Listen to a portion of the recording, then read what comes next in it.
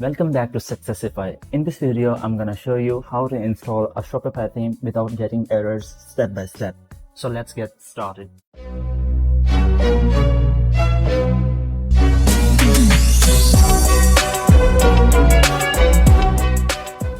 When you download a theme from Succeessify, you will notice the theme files come in a zip format that includes a demo content or additional resources. If you try to upload this zip file directly to your Shopify store, you will often see an error message. This happens because Shopify accepts only actual theme zip file, not the full package with demos and extra content. So what's the solution? It's simple. First, extract the download zip file into your computer. There's a lot of files and folders in it. Look for the original theme zip file, which is need to be uploaded on our Shopify store. So here's a pro tip. An actual theme file is always under the 5 MB in size. If you see something much larger than 5 MB, all you have to do is just to ignore that and focus on the smaller zip. Now go to your Shopify admin dashboard, click on the online store, then down below click on the themes. And on your right side, you can see there's an add theme button. You just have to click on that and upload the zip file. Now select the actual theme file, which is under 5 MB, and start uploading it. The uploading process